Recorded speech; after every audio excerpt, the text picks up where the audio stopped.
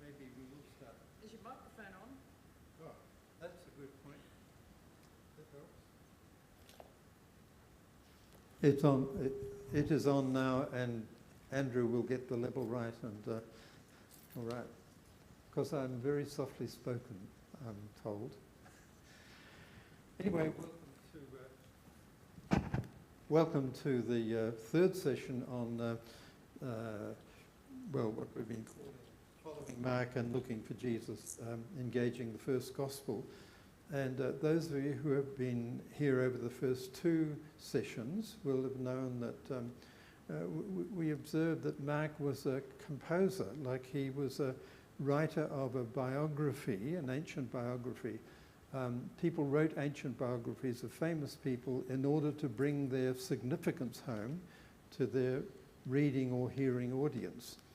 And Mark certainly did that, and he was trained in rhetoric, and so he had material that came down through the 40 years before him, and he put it together using the skills that he had learned as a person who had been through education learning rhetoric. And there are all sorts of techniques that we use. So when we look at Mark, we've got Mark's composition, and behind it is history, but you have to kind of disentangle it if you want to do just history from the elaborations, the symbolic narratives. And we saw last week Mark very cleverly sort of juxtaposes Jesus helping a Gentile and then helping a Jew.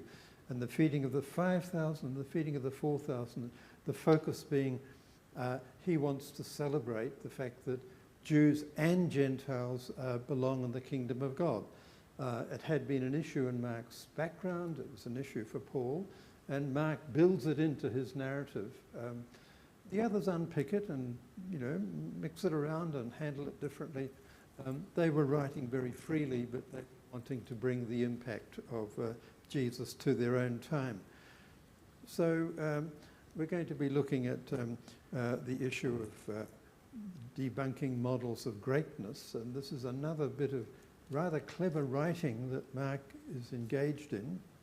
But before I go on, welcome also to those who are watching on YouTube, and those of you who will be watching the YouTube version. Bill Lode is my name. I'm a retired professor of New Testament from Murdoch University, and I'm a Uniting Church minister, and I look forward to sharing this with you. So what Mark does in chapters 8 to 10 is he's got 3 episodes. Mark often does things in threes. He's got 3 episodes, 3 takes on the issue of greatness. And I'm going to look at them with you. We're going to read the text. We'll have quite a bit of text up on the screen. And we're going to reflect on what Mark is doing, because it's really, I suggest, quite subversive, and it's not been all that successful at influencing the way we do things in church over the centuries. So scene 1, this is in Mark 8, 27, Jesus, and the small print I'm really going to read over quickly. I don't expect you to be able to read it. It's the big print that's the significant part, but I'll read it all. Jesus went on with his disciples to the villages of Caesarea Philippi, and on the way he said, "Who do people say that I am?" And they said, "Well, some say John the Baptist, Elijah, others one of the prophets." And then he says, "Who do you say that I am?" And this is the famous point where Peter says, "You are the Messiah. You are the Christ." First time it happens in the gospel. It's a kind of turning point. It's a midpoint. So Peter says, "You are the Messiah." And Jesus sternly ordered them not to tell anyone about him. We'll come back and talk about why.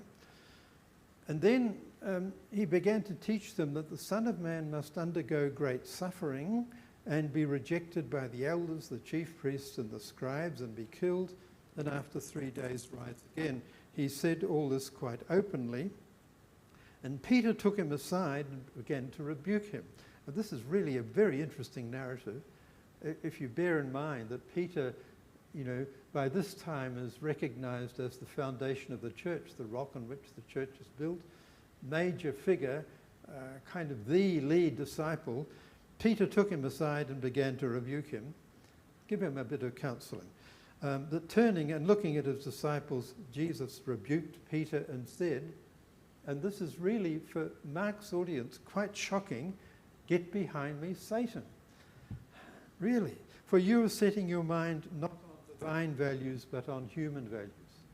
So there's a major value collision here, and Mark's quite deliberately put it here right at the center of his gospel, because from this point on his focus is going to be on what does it mean, who is Jesus, and what does it mean to be a follower of Jesus. So Peter says, "You are the Messiah." We know that more in the form of the Greek Christos that comes through. It comes through as the word Christ. Later it kind of becomes like a surname, Jesus Christ. But in a Jewish context, the Messiah, the Christ, the son of David, because the king was expected to be in the Davidic line. And of course, the whole point of having a Messiah is that the Messiah is going to be a leader of your army, a leader against the Romans, to be able to liberate your people. That's the whole point of it. There were lots of people who would be messiahs, call themselves messiahs, in the first century and also in the second century. And Jesus' response is quite interesting, because he kind of implicitly says yes, and then there's a yes but. And he tells them, don't say anything to anyone about it. Why? Well, Mark's audience would know, obviously, because it's a hugely dangerous concept. Mostly Messiah meant a subversive, anti-Roman figure. And so if people started talking about Jesus as Messiah, and they had that idea, they'd snap him up straight away and the Romans would crucify him. Well, they did. I mean, there were misunderstandings involved in the process, but the reason why Jesus says, for goodness sake, don't say anything to anybody, is because it was an obviously dangerous thing to have said. Jesus goes on to say, yes, the Son of Man, and this was another honourable title that was used, Jesus used of himself, saying, well, look, I'm going to head to Jerusalem and I'm going to suffer. I'm going to face the Romans, and I'm going to be, the authorities will catch me. I'm going to go on a path that's going to lead me to death. And Peter, of course Peter said that's not what it, that's not how it is. I mean, if you're the Messiah, you're going to win. You're not going to be beaten by the Romans and squashed and crucified. You're going to crucify them, if anything. You're going to drive them out. So Peter gives Jesus a bit of counselling on that, and you can see that the passage is quite deliberately framed so that you have a values collision. And Jesus says to Peter, it was quite shocking, addressing the foundation of the church, "Get behind me, Satan." I mean, really, your values are not God's values, they're human values. You've got it wrong. It's a fundamental values collision, and it's really interesting that Mark puts it right at the heart of his gospel. Now, let me say that if at any point you want to stop and ask a question, please do. We will have times when we will stop for questions, but if any time you want to raise anything, raise your hand and we'll respond. Okay. Scene 2. Oh no, before we go to scene 2, we have this interesting passage. We had this, those of you who are here at church on Sunday, it was a reading that we had. Trent read it? Yeah? You read that? This part you read. Okay. And he called the crowd with his disciples and he said to them, if anyone want to become my followers, let them deny themselves and take up their cross and follow me. For those who want to save their life will lose it, and those who lose their life for my sake and for the sake of the gospel will save it. For what will it profit them to gain the whole world and forfeit their life? Indeed, what can they give in return for their life? And this is one of the most misunderstood passages in the New Testament, down through the ages. But we need to read it in the context of where it is. So follow Jesus. Embrace vulnerability and danger.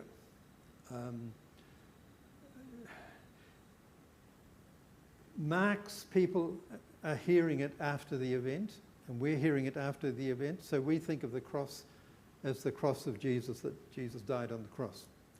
For Jesus saying this, if it goes back to Jesus, he's not yet crucified.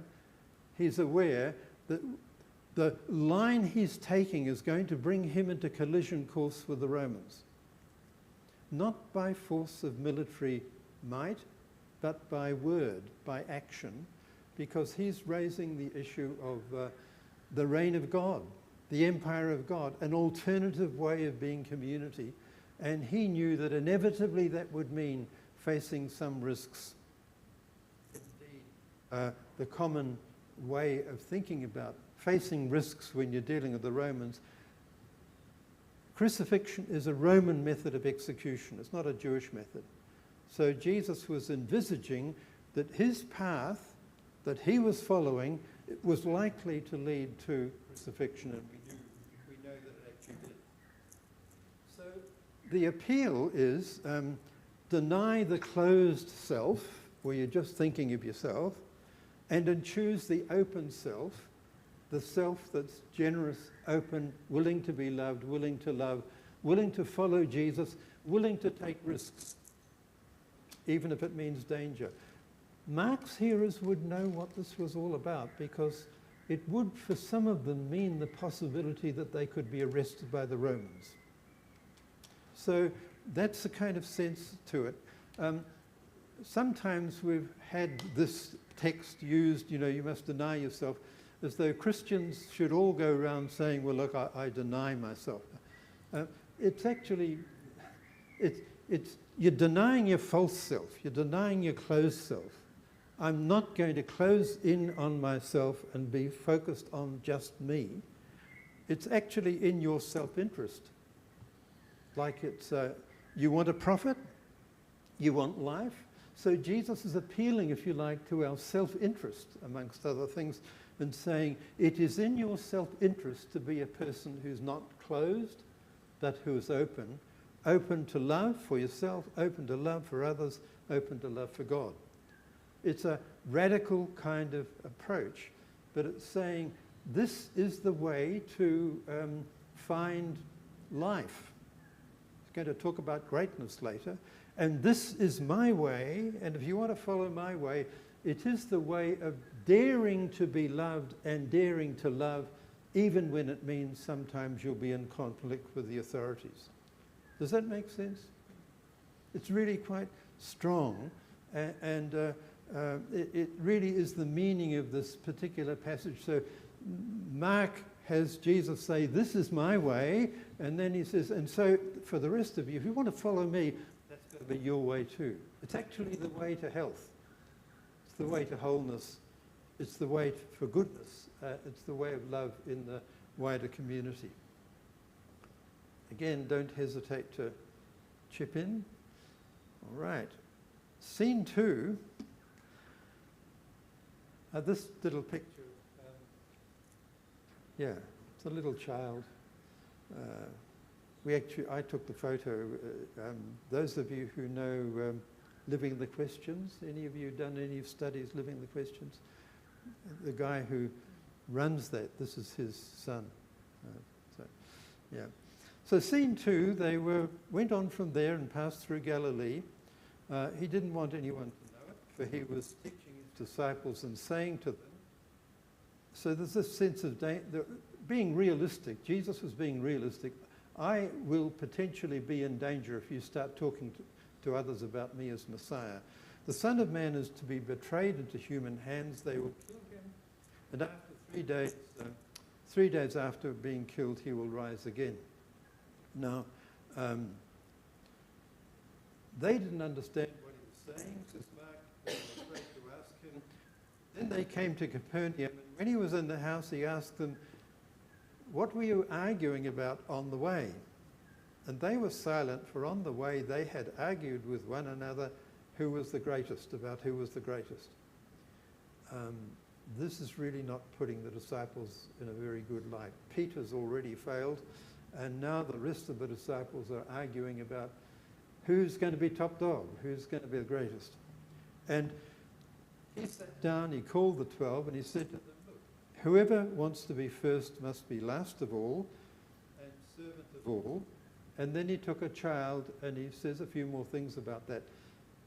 The point of that is he takes a little child who's not yet in the competitive stage, where I've got the toys and you're not going to have them, but a child before they get into the peer tension of, I've got to be the winner, like a pre-competitive human being, a little child.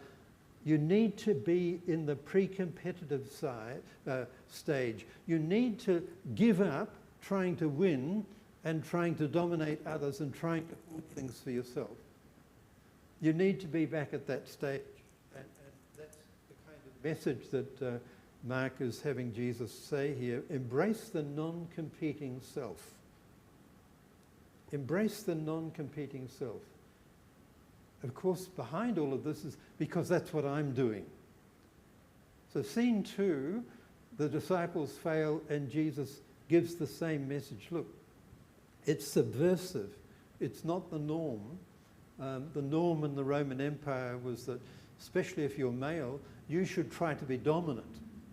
You should try to be strong. You should try to make others subordinate to yourself.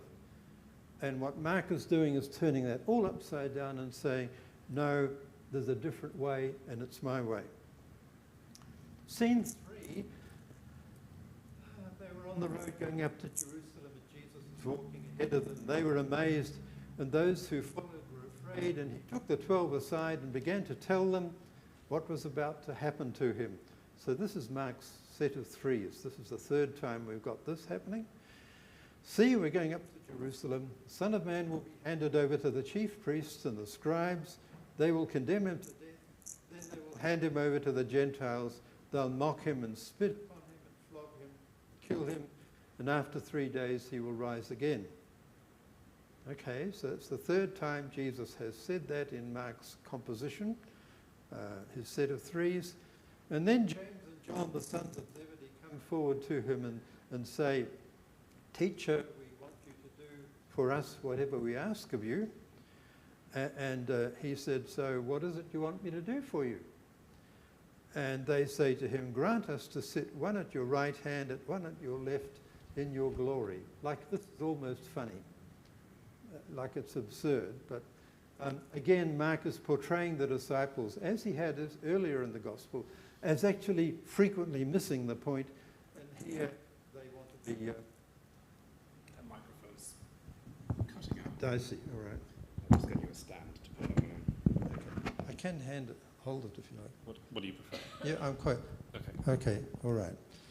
Sorry to those who are in YouTube who have been listening and it's been cutting out a bit. I've got the mic in my hand now and this won't happen. So they say, we want to be top dogs. We want to be the top people on your left and right-hand side. I mean, Mark is quite deliberately doing this.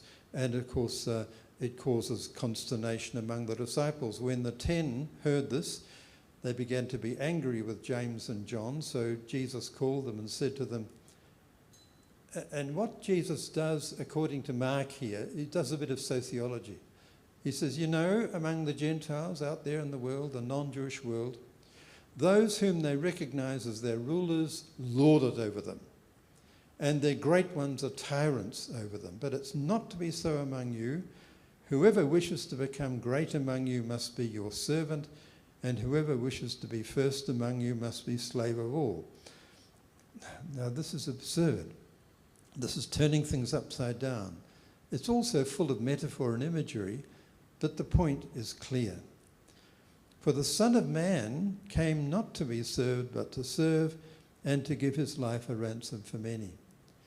So Mark has brought the 3 episodes and he wraps them up with Jesus coming back to talk about himself.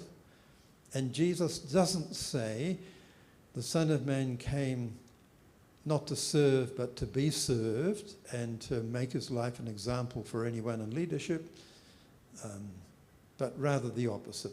The Son of Man didn't come to be served, but to serve and to give his life. So what we're doing here, what Mark is doing here, is putting up a value that's contrary to the value of the disciples, and almost to the point of, in the storyline, it's almost humorous or pathetic. The disciples are shown as having the opposite point of view. That's Domitian, by the way, the Emperor Domitian, who just after Mark's time would have been emperor in Rome of the empire. So we've got 3 scenes. The Son of Man's going to suffer. His way is a way of vulnerability and love. Peter rejects this. The Son of Man's going to suffer. The disciples are worried about who's going to be the greatest. The Son of Man's going to suffer, and James and John want the top places. When Matthew retells the story, he's a little cruel, I think, because he actually has James and John's mum come. Yeah, I think that's a little bit mean on Matthew's part, but Mark doesn't have that, of course. Gentile rulers lord it over them. Their great ones are tyrants. Now the assumptions are that, and there would have been benevolent rulers too, but so much of those who really want to have power and are in power, it's about ego, it's about control. Their greatness is about being able to dominate other people. And Mark is calling that out. In the Roman world, the ideal male stands up boldly and controls. And it's very subversive in Mark's world to say, no, I want you to see something completely different.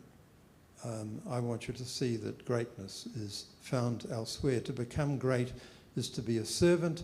To be first is to be a slave. Now, this is kind of metaphor. It's challenging, and it's really saying, have a very different mindset about what it means to be great. Become great, like be first in that sense of values, but on God's scale of values. See it from God's point of view, because Peter was rebuked for embracing human values and not God's. And here it comes at the end, brought all together, and it's subverting Roman ideals and it's challenging disciples. Now, we're going to have a bit of a break where we can ask questions and reflect on this. But this is a remarkable piece of writing on Mark's part. It's deliberately subversive, and it has all kinds of implications. So if there are any questions, comments, let's spend a bit of time. Feel free to ask or to make comments.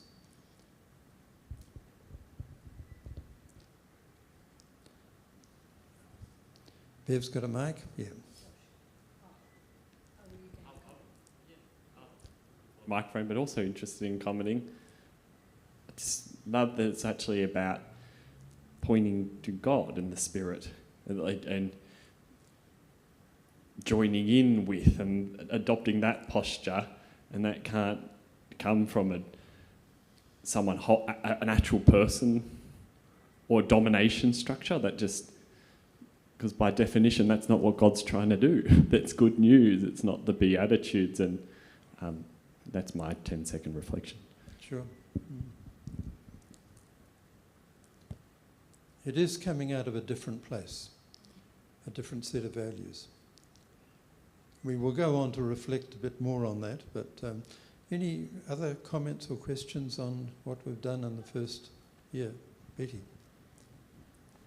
It just struck me tonight, and it's not on the Jesus coming to be a servant rather than to be served, but when he said, how likely is it that Jesus would have said that he came to give his life as a ransom for many.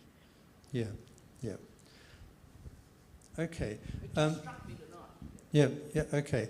In Mark, there are two places where you have anything like that, like referring to Jesus' death as going to have some benefit for others. This is one, and the other is in the Last Supper, where he says, this cup is my covenant, blood poured out for many. Now, Mark was aware that one of the ways of talking about forgiveness was to say, well, Jesus' death was like a sacrifice. Now, Mark also knows that Jesus offered forgiveness already during his ministry, and in our first session we talked about the fact that John the Baptist offered forgiveness, God's forgiveness, to everybody. So what Mark does is he does include that tradition. Would Jesus have spoken of his own death, forthcoming death like that? I think we have to say we don't really know. It's possible. Because it was people who faced martyrdom, or when people reflected on people who had been martyred, like the Maccabean martyrs who revolted against the Hellenistic authorities, they said, there is a benefit that flows from this person's wonderful death that benefits us all.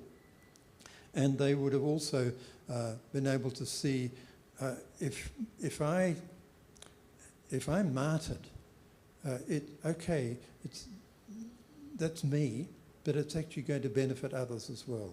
And so one of the earliest movements in the early church was to say, well, Jesus' martyrdom, and we'll talk more about this next week, had a positive effect. And then, of course, those who thought about sacrifices and sins picked it up and developed it, sometimes in unhelpful directions, but yeah.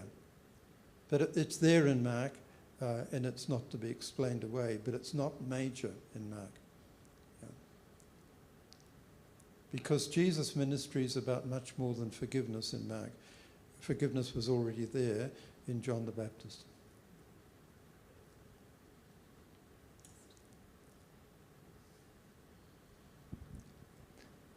And it seems if Jesus is going to ask us to deny ourselves, take up our cross and follow, if he genuinely believes that, and that's God being revealed, well, it only makes sense that he'll embody that himself. He'll have to deny himself and go to that very lowest posture, literal death, on a cross and point to following God. Jesus wants you and me to do what we want to do, to act in our self-interest. Some people call that selfishness. He did what he did because he wanted to. Like, this is the problem when we talk about self-denial. People say, to be a Christian means you've got to deny yourself. Like, I don't care about myself? No. What it means is you give up this closed self, your false self, and you see that it's in your self-interest. What will it profit a person if they gain the whole world and lose their soul? If you want to save your life, if you want to have life, act in your interest. Think intelligently, selfishly, if you like, about what's in your interest, because when you do that, you'll be acting not only in your interest, but in the interests of your neighbour and in the interests of God. Do you see what I'm saying there? I'm trying to subvert, push away this strange idea of self-denial that really is unhelpful unless you understand it as denial of your false self. Yeah, and I think of how Jesus talks about oneness. It's all about, and a lot of the other great religions in the world, it's the same conclusion that what we ultimately want is holiness with a W, not just a H. Yeah. And we want oneness where we really are about good news for our neighbour and our enemy and all of life, and we're one. Yeah, and it all makes sense because, Jesus went out saying, hey folks, this is good for you. Come and join God. Like, it's an appeal, if you want to say it's an appeal to self-interest, it's an appeal. This is in your interests and the interests of our world and our community and our environment. Follow me. Come and join me, and be prepared to be brought into situations of conflict sometimes. Don't follow a line that says, I'm not going to do anything dangerous, or I'm not going to do anything controversial. I'm going to keep safe, and it's just me and my little world, my religious world. No. Come out and follow me. I mean, Jesus was quite dramatic in getting people to come out of the system and travel with him as an itinerant. Now, we don't think a lot about that, but that's an act of protest against the system. And if you were an intelligent spy for Pilate, you'd pick that up too. This guy is potentially subversive. We know he's not got guns, or he's not got swords, but he's got ideas, and he talks about the empire of God. It's better to get rid of him, really, because you want stability. Yeah. Any other comments or questions? We'll have another time where we stop and, I always like to just get up, get people to stand up and breathe. It's otherwise, when you go back to sleep again in the second half, it's healthier if you've had a bit of exercise on the way through. Okay, so I want to explore now some paradigms of power which actually undermine what we've been looking at, or have the potential to do so. Let me say that religious language is a little strange. Frequently, we don't mean what we say. That's to say, we say things, and in saying them, we're doing something rather than thinking intellectually about all the implications.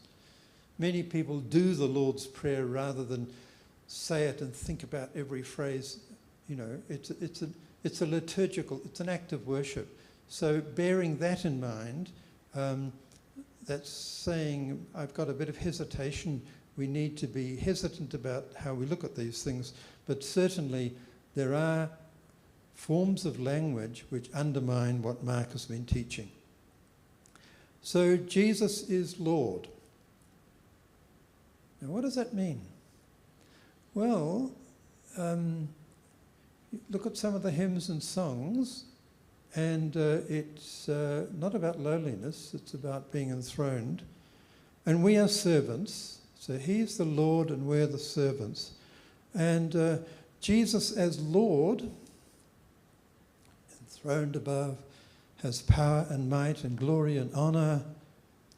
So these are the supreme values in the picture of Jesus. And I am invited to value them so they become embedded in me in my devotion. Right? Do you see what I'm saying? I'm actually saying I value those things and I hail him in that way. I'm embedding those values, but woe is me, I try to obey servant values that he demands as the Lord, authority, but I cherish power and might and glory and honour, and I want to become like Jesus. So my Christology, that's to say my way of thinking about Jesus, undermines my discipleship. Now you can see that Mark would immediately tell us, look, if you put up that model, you've misunderstood what I'm talking about. Jesus didn't come to be Lord and be served. He came to serve. So you've got it wrong. But frequently we portray Jesus as actually coming to be served and not to serve. Sometimes popular notions in the language of the church give us the impression that Jesus came to get followers for himself who would worship and adore him. Really? Really, what sort of needs that coming out of? But that's frequently the way it has been portrayed, and it's not the way Mark wants us to see it. The Son of Man came not to be served, but to serve and to give his life. That's an alternative model of personhood. It's an alternative model of being Lord. He's not the Lord who wants power and glory and, he's the Lord, the servant Lord. He's a king, Mark says, but with a crown of thorns, and he's enthroned on a cross. And Mark is very subversive as he goes on through his gospel, because he portrays Jesus as indeed king, bleeding on a cross with a crown of thorns. This is, again, deliberately subversive. Mark wants to change our thinking, or change the thinking of those listening to him. And so Jesus shares himself as broken bread and poured out wine in the last meal. It's a different value system.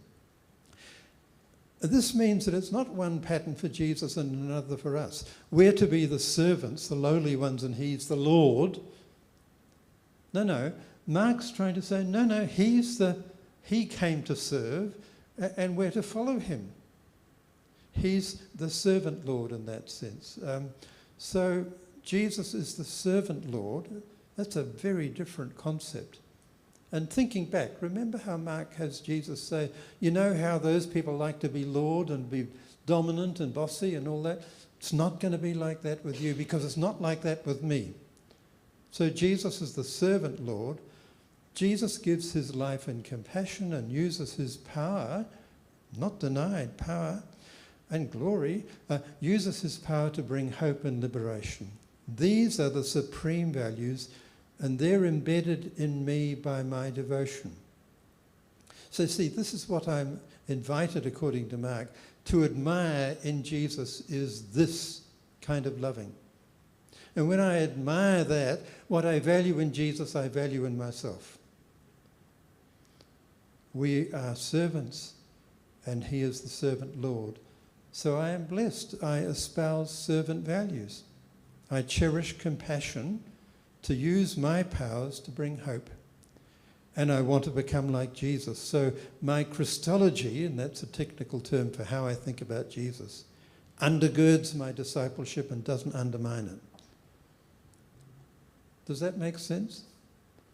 I'll be a bit repetitive. I'll repeat some of this stuff just to put it in different ways. But this is a really important thing that Mark has been doing, challenging us to think about how we think about Jesus. But of course, the resurrection comes, and for many people, it almost as though Jesus says, well, I went through all this, thank goodness that's over. Now I'm where I really want to be. I've got power and glory. I'm seated at God's right hand. I'm back where the disciples wanted me to be, but they just needed to wait and see. I don't think that's what Mark is saying. But does resurrection faith subvert the Jesus paradigm of lowliness and love as being the centre, the true character of greatness? Are glory and honour and power and might now what matters most in Jesus and what matters most to Jesus? You see what I'm asking here? This is really important. And sometimes in our hymns and our songs, you get this impression. So we need to think about it, and Mark wants us to see that. If that's what we celebrate, that's what we value. So we've joined the disciples. We've embraced human values again. We've got Jesus where he wants to be, or where we'd like to be if we were,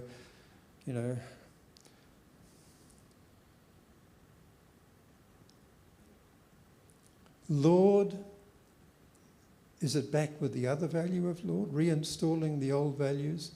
Is the earthly Jesus kind of a passing stunt, a passing episode? The compassionate, lowly one abandoned at Easter, did all this, but now, or is Easter not abandoning him, but is Easter God saying yes to who Jesus was, vindicating him? And I think that's what the New Testament, that's what the early church understood. The resurrection is God's yes. This is my way. It's not God's no. No, that's not my way.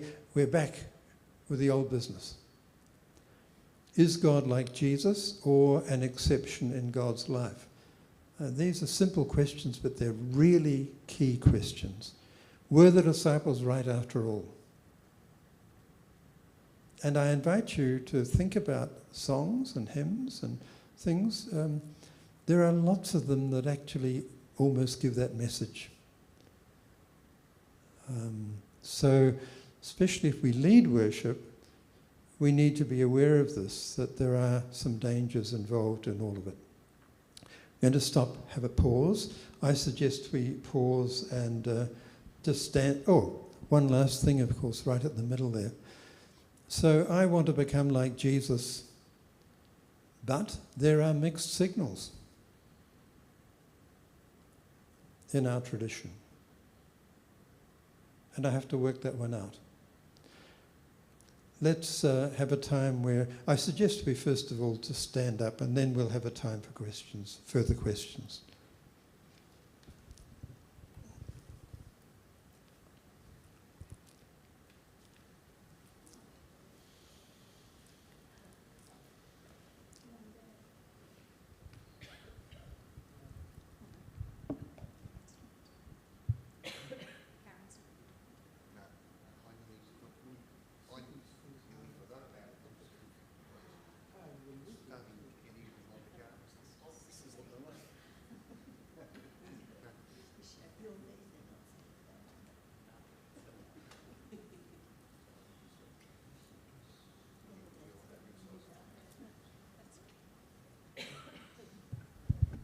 Well, are there any comments or questions on any of the things that we've done or said?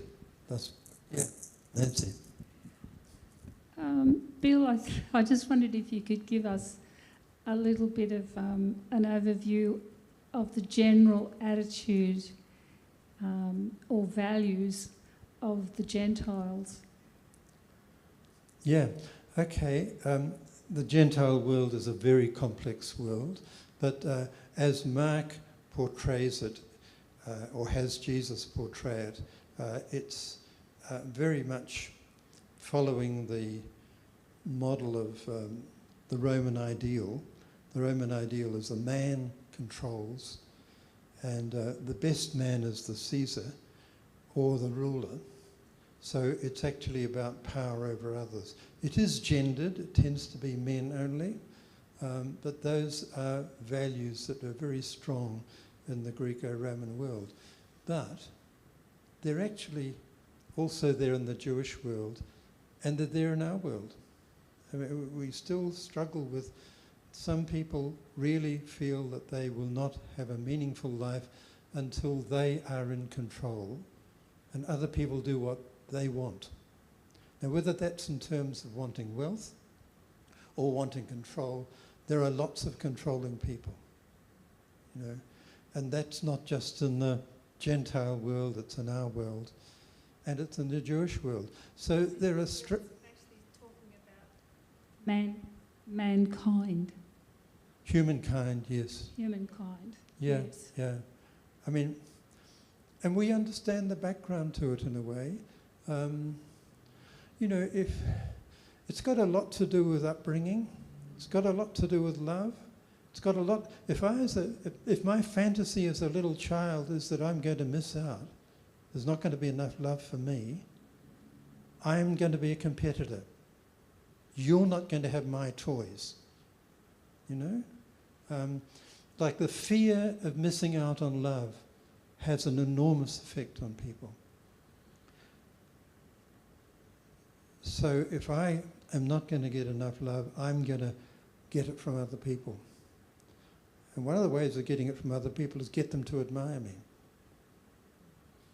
There are people who go through their lives seeking to create a self that will win favour for them so that they will be loved. Now, we can growl about that, but actually these are often very lonely people. And when we really talk it through, sometimes the lonely person comes out and they acknowledge that actually they want to be loved. And the gospel, expressed through human relations, through friendship, will sometimes bring to these people what they've missed, or what in their fantasy they believe they've missed, so that they can actually take on board, I can love myself. I don't have to compete. You know, I don't have to be in the busyness of trying to get people to like me. I can like myself. So, you know, there's a whole lot of things involved in that. And it does affect leadership. Because some people are in leadership because they really want to serve and, you know, do something. Other people, sometimes it's a mixture, other people are in leadership because they actually want to be heroes, they want to be admired, they want to be in control. And if you have politicians like that, you've really got a problem. And we do have some like that, yeah. So the kind of thing that Mark is talking about is highly relevant for how we look at leadership and how we look at what it means to be a human being. Yeah. Does that make sense? Yes, it does. It's a lot drawn out of an ancient man's portrayal or writing about what actually happened. So, yeah. yes, it's a lot to take on. It is really, and I mean, Paul was the one who took this furthest, and he said, stop telling people they should be good. Tell people that they're loved, and that'll free them from their anxieties, and they'll start being free to love other people, like it'll be fruit. And he talked about that as the fruit of the Spirit. So it's a kind of psychology, if you like, that Paul developed and really helped people to think it through. But it does go back to Jesus, that transformation comes through people being opening themselves to being loved. And, you know, at a very practical level, or us fallible human beings, we are all capable of generating love that sets people free. Yeah. Parenting, caring. It's actually what a church does when it functions well as a community. Other comments or questions?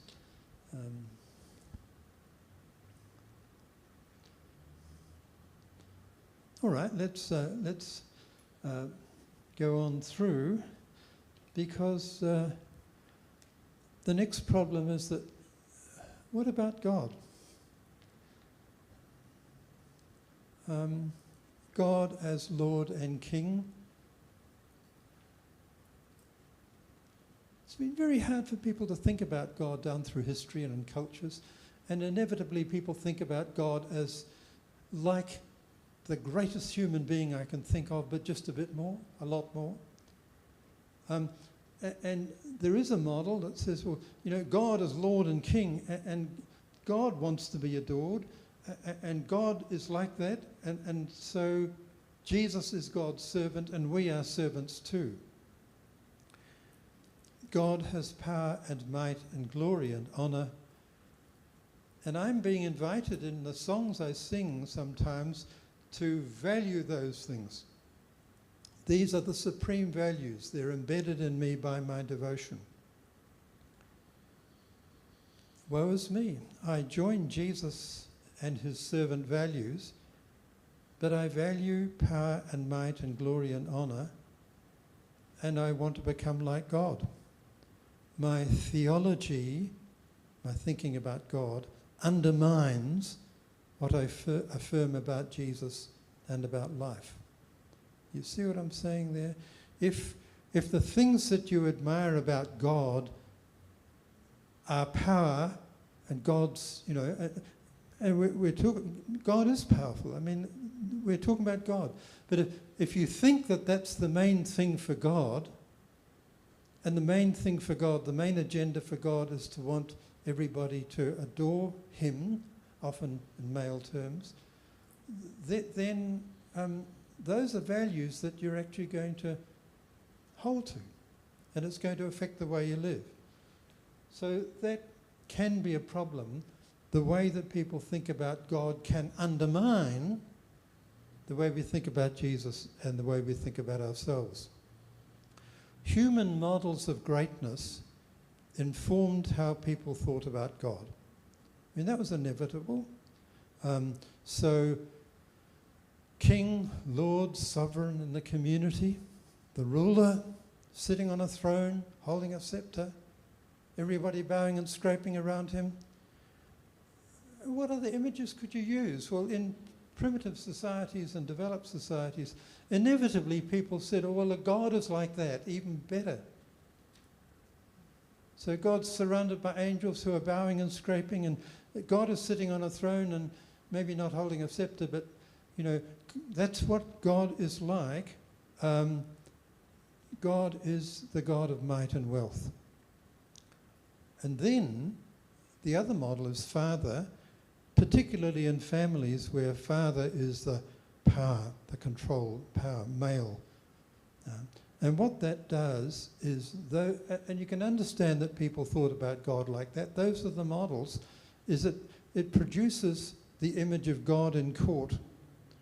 King, Lord, Sovereign, Father. Like many of the traditions of worship come out of royal courts. Praying, bowing, kneeling, all of these things. And if you're not careful, you'll actually be bringing values into your theology, into your worship, that actually run contrary to what Jesus was about. There is an alternative model to kings and powerful men, and it's compassionate and engaged people. God is like compassionate, engaged people. Like, this is a way of saying that the main thing about God is generosity and love and creativity. It's not what is often the main thing about kings and sovereigns and fathers in the ancient world, and that is wanting to be the centre of everything. Like, God is not egotistical, God is generous. That's what Jesus was kind of teaching in his ministry. And we have now, in the last, at least the last 50 years, we have questioned traditional models of greatness. We no longer take it that a person is significant because they've got a lot of wealth, or because they're well-bred from a royal family or something like that, that they're royal, that they're male, that they've got might. We've now got a different set of values about what makes a person great. And actually, in a sense, we've come closer to what Mark was saying was the teaching of Jesus about greatness. We don't admire politicians who want to be the centre of everything. We admire leaders who are generous, self-giving, use the power and skills they have to care. Those are the people whom we celebrate in politics, in government. And our thinking about God needs to catch up with that sometimes. So we think about God primarily like that, because that's actually how Jesus taught about God. Does that make sense? I'll fill this out a little bit more. You know, politicians, you ought to elect me because I'm rich and powerful and I come from the right family. Really? Really? You ought to honour me because I want to be the centre of everything. Really?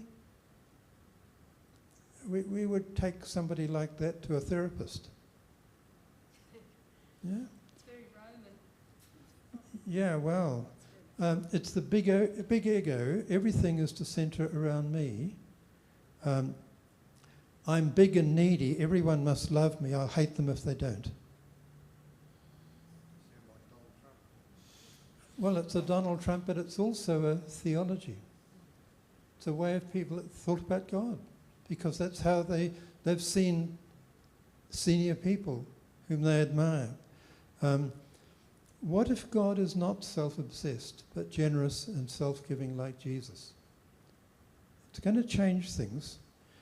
Our values inform our image of God, and our image of God informs our values. It's a kind of a two-way street. So we need to think about this. And sometimes unconsciously, innocently, we use language of God that actually would be quite dangerous in terms of the values it espouses. people become like their God. Of course they do, because that's, you admire the greatest values that's in God. You become like your God. Is that good news? And we've got plenty of evidence down through history that it's bad news, depending on how you think of God. Yeah. Does God still prefer the disciples' values? Mighty King, glorious King, mighty Father, I have power, you should obey me, or else my main wish is to be glorified. Can we really think about God like that? Is Jesus an exception in the life of God? A stunt in the divine plan, the beloved Son who did things differently? Or is Jesus actually a revelation of God? I mean, our orthodox standard theology says Jesus tells us what God is like. Not just tells us, but embodies it. Is Jesus' paradigm of greatness for himself and for us also God's paradigm? Like that what matters most is compassion and love? Was Jesus revealing God's own values? And Mark's answer is clearly yes. And that's quite challenging.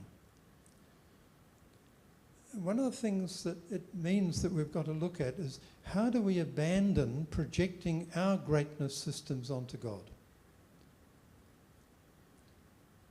How do we stop our theology, our thinking about God, undoing our Christology, our thinking about Jesus and humanity? A kind of a leaking theology. How do we do that? And one of the challenges for people in leadership of worship, for instance, is to think these things through and to plan accordingly. Jesus did not abandon the traditional models of God.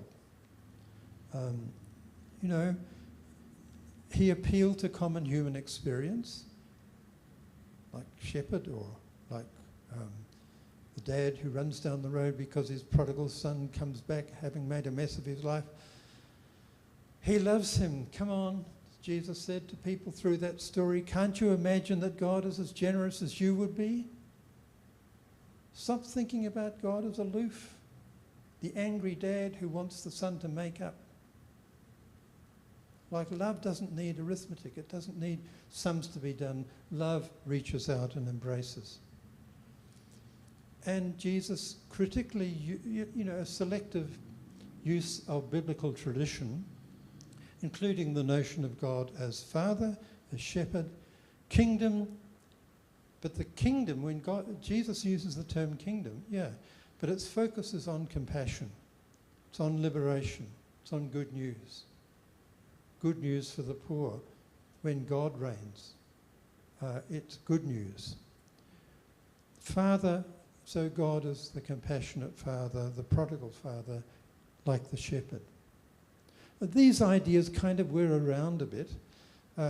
It's interesting, in Egypt there are documents about what it meant to be a pharaoh, and there are some that say the pharaoh needs to be like a shepherd who cares for the... So some of these ideas were around. It's not as though Jesus invented them from scratch. The use of servant imagery, it's a semantic field, it's a discourse, it's a way of talking that has been very good in terms of dealing with abuse or subverting inequality and getting people to realise that we're actually all at the same level. The servant language has been quite useful, but so it can subvert inequality by reversing standard values. But it's vulnerable to be undone when the rhetoric gets tired. A good example of this is minister. Minister is a Latin word that means slave, servant. The prime slave? Oh no. The meaning A minister is now a power term. So language is quite difficult. But serving God or anyone is actually not an ideal way to describe good human relations. So I think we need to be careful about using this kind of language. I mean, what we mean often is loving, caring for. As I said right at the beginning, we have to be careful with language because we don't take it literally a lot of the time. And sometimes we'll use words which if we sat down and thought about them, we'd say, oh, I don't actually mean that. But I was doing something. I was wanting something. In language, real meaning, of course, can be expressed in many ways. But the servant-Lord paradigm is a potentially unhelpful one. Love and compassion is the heart of God, not might and power.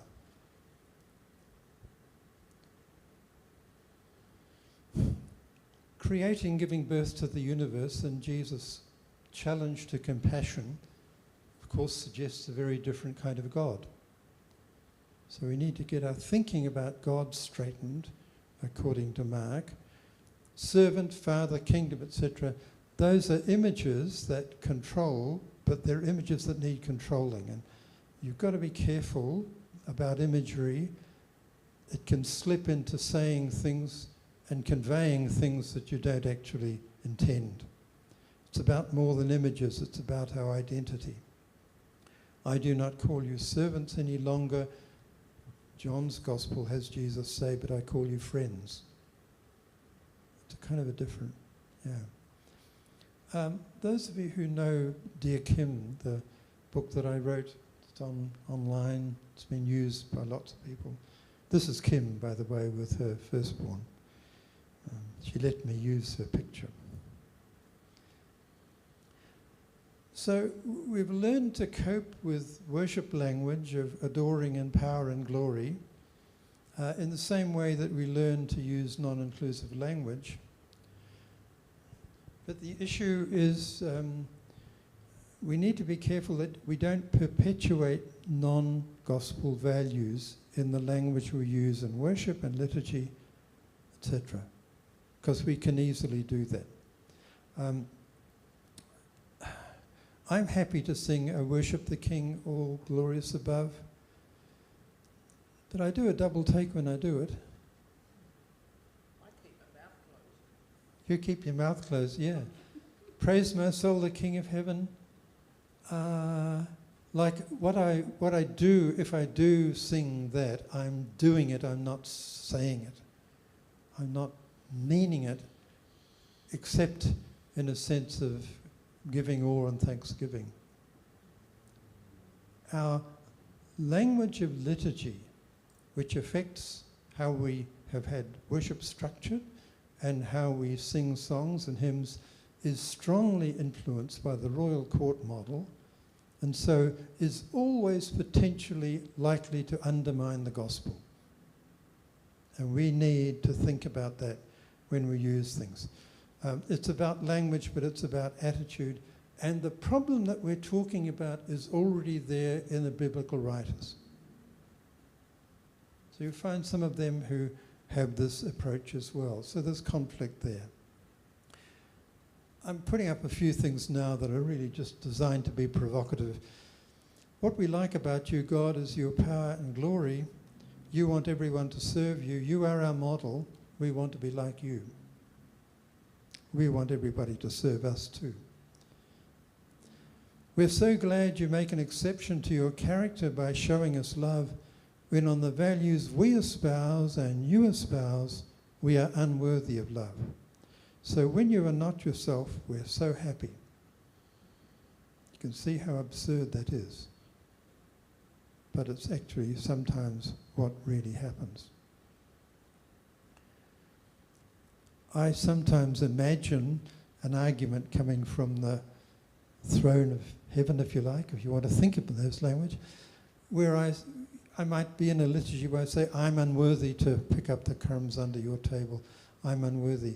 And a voice says, Haven't you been listening? Jesus actually says you are worthy. Will you stop saying that, please? You are worthy. We love you. Stop telling yourself and everybody else that they're unworthy. No, they're not. So some of this language is quite confusing. God, you are great, and it took Jesus to change your mind to forgive us. By his death, he persuaded you to love and forgive us. Please don't go back to being your old self. And of course, Mark and Jesus would frown at us and say, maybe say something like, have you not heard? My love is everlasting. It was there from the beginning. I don't need to be persuaded or paid off. Think of me at least like a decent parent, or like Jesus, or like a Samaritan. What we value in the divine, we value in ourselves. What we value in ourselves, we value in the divine. There's a two-way street. And Mark's challenge is for us to have a good look at it. Adulation, control, compassion, or love. If we don't adore power, wealth, breeding, what does it mean to have awe before God? Like most of our models have been we bow and we scrape and we do all the things that a person would do in a royal court. Are there ways of, surely we want to express awe before God and thanksgiving. How do we do that? God is more than powerful, and God is only King and Father if we subvert the traditional values they bear. God is beyond human images. God is the centre and source of life. God is compassionate. God confronts us with the truth about ourselves and our world. And worship in that sense, even the word worship, you see, comes out of your worship, comes out of royal courts. But openness to God is about awe. We need to create spaces for awe and connection corporately as groups in worship, through word and through action, through image and through movement. Developing personal connectedness to one's deep inner self, to God and so with others, is really what it's about. Awe and openness belongs to all meaningful personal relations. Letting the other person be for us. Hallowing the other is a term you can use. Let you be yourself for me. Let me, not filter you, but let me expose myself to who you are. That's actually what a good relationship is. And that's actually also the meaning, I think, of our openness and awe before God. Letting God be God for us. And sometimes you need words for that, sometimes you need music, sometimes you need art. Lots of ways in which you open your being to the being of God.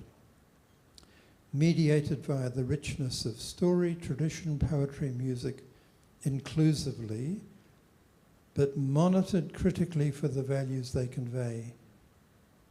And though we inevitably are going to use language that we don't necessarily agree with, we do things, we don't necessarily mean what we say, we need to be very careful that if we're going to go along that track, and I do, I need to be very careful that I'm not by default perpetuating values that I don't believe. And this is particularly relevant for people who lead worship. So Mark challenges our common understandings of human personhood, Jesus and God, because Jesus did. Mark does it in a very creative way. That's the final slide, so there's opportunity for any comments or questions, any discussion. My feeling is that this kind of insight has been very difficult to hold on to over the church's history, because Christianity's been in countries that have been governed by men, usually, governed by courts. The church has often been a chaplain to the courts. So there's been potential for contamination. It's been very, very hard to put love at the centre of God. It's not denying God's power, but it's been very, very hard to keep up with what Mark is trying to do here. It's very hard to do. We often undermine it. Anyway, questions and discussion. Yeah. There's one down there too. Oh, can I go first? All right. It just reminds, I'm not trying to take away, but I think the word glory, you know, there's so many choruses, glorify thy name in all the earth, and glory to God, and to God be the glory, and all the rest of it. And for me, it was when somebody pointed out in John's Gospel, when does Jesus, there's a chapter there where he's always being glorified, but when is the moment of glorification? It's when Judas goes out to betray him. Yeah. Now is your name glorified is the moment of betrayal, which to me changed my perspective and understanding of what that word meant. Yeah. It was revealing the nature of God in that moment of choice, and I guess, yeah, whatever other language you want to use around that. But it changed my notion because it was just not making sense until I understood that, oh no, God is glorified when God's compassion, mercy is seen. And I think that's part of the problem. The language isn't necessarily the problem. The language is the paradigm we bring to it. Yeah. And yeah, we have to, and I'm challenged. Somebody said Nelson Mandela when he was in jail in Robben Island, and I don't know I haven't verified this. I've read The Long Walk to Freedom, but I didn't quite get it. But he often, one thing he was allowed to do was to have communion or the Lord's Supper. And so he often celebrated that. And he said, that's because it reminds me that my suffering is not, you know, that's not what it's about. It's about taking him to another reality. Yeah. And I think there's a lot in that. But gee, isn't it hard to live that every day for ourselves? We need each other to remind ourselves when we're getting too, you know, brash in other ways. Yeah. Yeah. Yeah. So. Glory is a really interesting, you know, an interesting term. I mean, you can picture glory as, you know, being glorified. Everybody's loving me and everybody's bowing and scraping at me. And I mean, you do have some of that. You do have that in parts of the Book of Revelation, for instance, and some other places. But glorified, like in John's Gospel, it's got some of that meaning to it. And this, I mean, we might sing glory, you know, I think I'll sing something like that. And what's going on in my heart is that I'm not intellectually thinking in terms of courts. I'm thinking in terms of awe and thanksgiving for who God is and what love is. Yeah. But there's a sense in which I can never accurately express who God is for me. So all of my imagery is going to be partly faulty. We need to accept that too, yeah. Take you back in time a bit. I straddle some time frames in my life. Let me use a marker point of church union. Prior to that, we had a church that I can remember and I grew up in that connected to the community, went out to the community. I'm seeing in my time now, from time marker of, say, church union, other things may have an impact on it, the community has come into the church more for their ways, not necessarily for the good of the church. Where are we going? Like, this is like to new young people, they accept where we are and they're going forward. But I have a problem of where I've been and where the world's going now. So how do we tie it together? Because I can still remember a minister of the Presbyterian Church, he would start his sermon, let us worship God. in very bold terms. It was very much that God was the focus and we went from there on. But where are we today? It's becoming a real problem. I'm seeing some issues in community and involvement I've got of people doing their own thing, making their own rules. So where are we? I mean, that's a complicated question, and there'd be so much more that I'd need to understand to be able to respond to it intelligently. I think that we, in terms of the worshipping community, and you know, I've got ringing in my ears.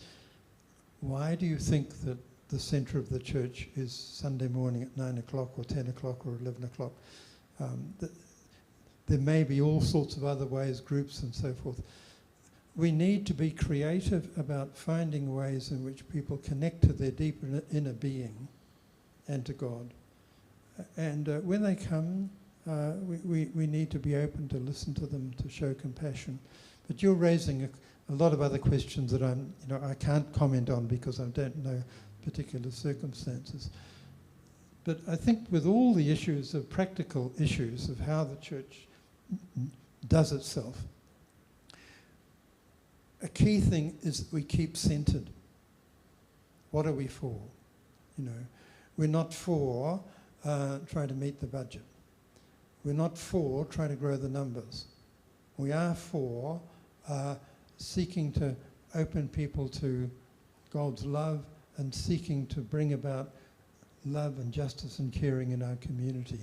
What shape that's going to take is going to differ from village to town to city to, you know, but those are all complicated. And it is not simple. So I'm acknowledging you're asking a complicated question that I'm not competent to answer. Betty. Can I just add to that, as a leader of worship, I will always say, let's worship God. And for me, worship is the act of worship on a Sunday morning or whenever it takes place is about enabling people to come and experience God's presence, however that might manifest itself on any given morning. And it's just, for me, it's about being, well, I'm led by the Spirit, I believe, in how I prepare worship to enable that to happen. Yeah. So it's an act of allowing God's presence and Spirit to be felt in that place. Yeah. So worship leaders are really facilitators of a relationship, a corporate, a community relationship, and it needs to have that as its focus. Yeah.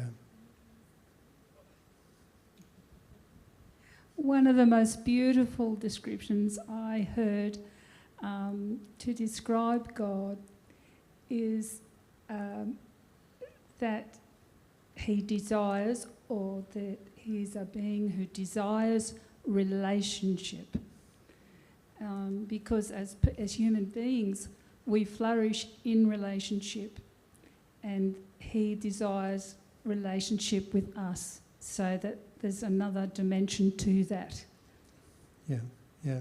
And wanting relationship, wanting connectedness, yeah, and that can be expressed in so many different ways. We used to express it, and we still do a lot in terms of above, but we can also express it in terms of below, like in the depths of our being. And it's not gendered either, so, you know, there are lots of different ways. But yes, relationship, I think, is really crucial.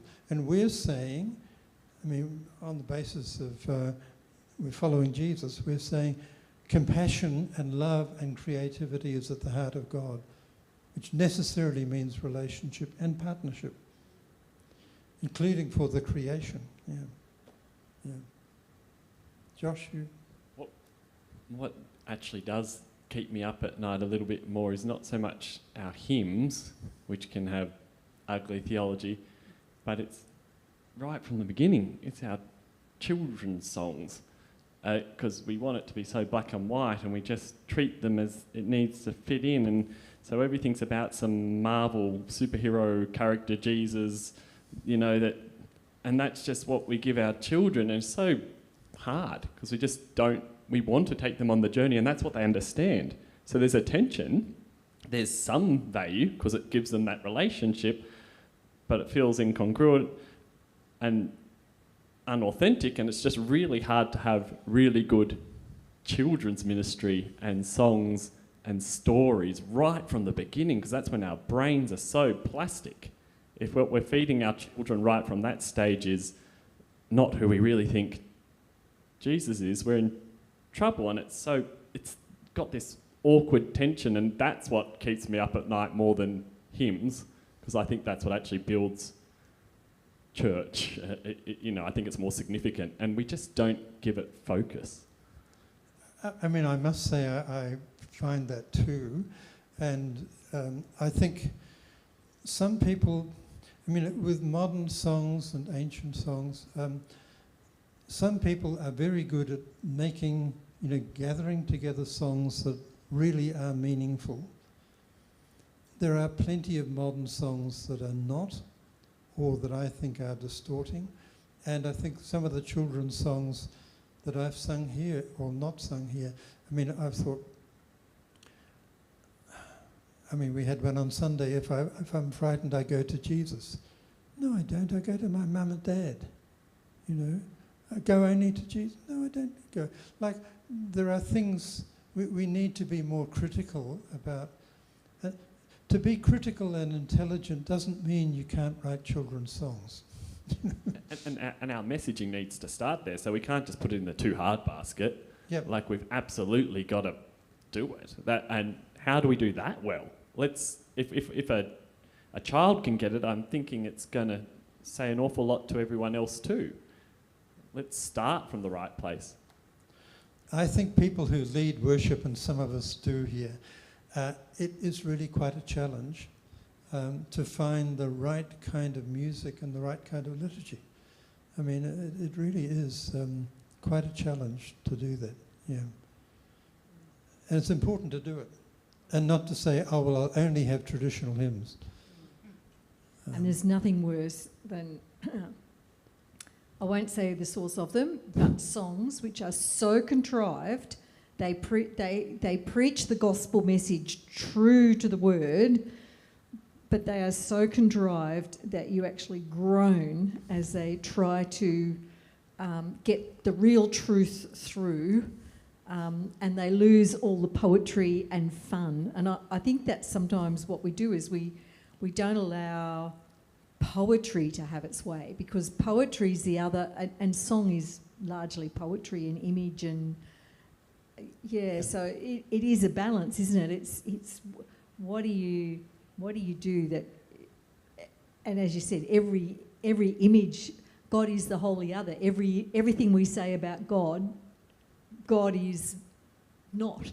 So it's it is a challenge, is what I'm saying. But the contrived stuff is what, and the contrived children's stories. They made me shudder when I was a child, and they still make me shudder. I probably still do it myself, but, I try not to. Yeah, I mean, it is really interesting. I mean, relating to God is not a matter of just of the intellect. It's actually a matter of the heart, or the...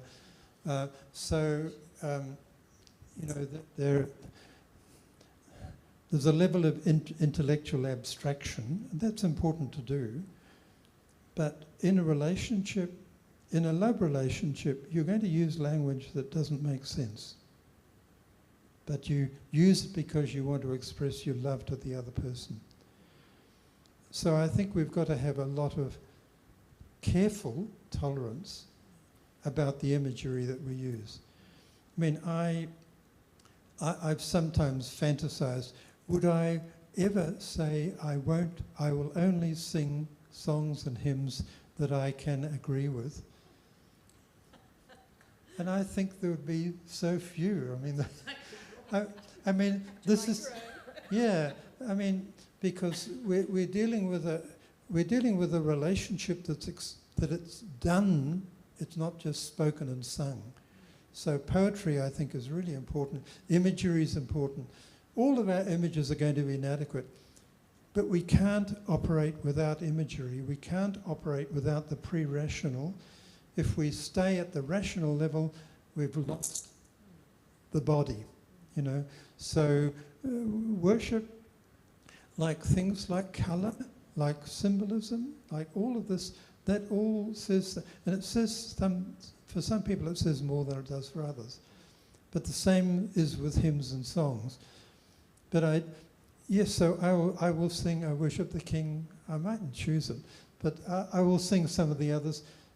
But I need to always bear in mind, am I using this too much? Is this going to be perpetuating values that I'm actually preaching against? Betty has a lot of experience in this. Let's hear her wisdom. I'm coming back to Mark and the story we heard tonight. Yeah. And this, you used the word rational, and it seems to me the disciples were being rational, and Jesus showed them a different way. And so if we rationalise everything, I think we have to think, well, yeah, is there a different way other than being rational? Yeah, I think it was more than just rational against pre-rational. It was actually rational with the value system. And Jesus was, but yeah. Well, now, these are, Mark really, this is a very challenging part of Mark's gospel. And I would say its success rate in having an impact has been limited. It still is highly important, particularly those who lead worship, that it's highly important that we take notice of it. And I think we can be thankful that Mark has done this. Next week, we're going to talk about Jesus and his end, how Mark ends, and the implications. All of this, the things we've read in Mark so far, they all flow through. We're going to have the disciples being naive again. You know, we're going to have all the symbolism of Gentiles being involved. It's all going to come back, but we'll bring it to a climax next week and look forward to seeing you who are on YouTube. And we can't see you, but being with you. And those of you who can come next week. Well, that'll be the final session. Thank you.